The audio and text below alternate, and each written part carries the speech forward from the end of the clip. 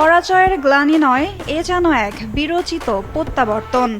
Runway জুড়ে পানির ফোয়ারার এই বিশেষ ওয়াটার আর্চ স্যালুটই বলে দিচ্ছে কতটা গৌরব আর মর্যাদা নিয়ে বিশ্বকাপ শেষে দেশে ফিরেছে মিশর ফুটবল দল। বিশ্বকাপে ইতিহাস গড়া পারফরম্যান্স শেষে উত্তর মিশরের নিউ আলামিন বিমানবন্দরে পৌঁছায় ফুটবলাররা।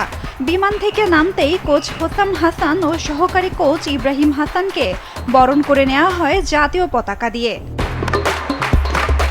একে একে বিমানবন্দর থেকে নামেন হাইসাম হাসান, মোস্তফা জিকোরা।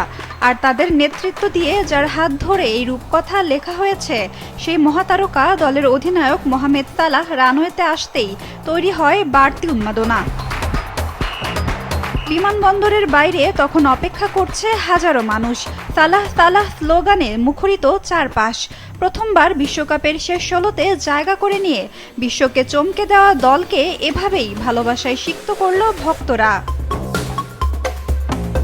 তবে এই আনন্দের মাঝেও রয়ে গেছে একরাশ আক্ষেপ।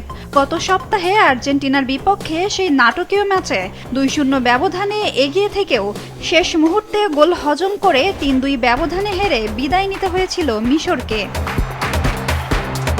আক্ষেপ থাকলেও নিউ আলামিনের রাজপথে ফারাওদের নিয়ে সাধারণ মানুষের এই উন্মাদনাই প্রমাণ করে মোহামেদ সালাহরা ম্যাচ হারলেও জিতে নিয়েছেন কোটি ভক্তের হৃদয়ে।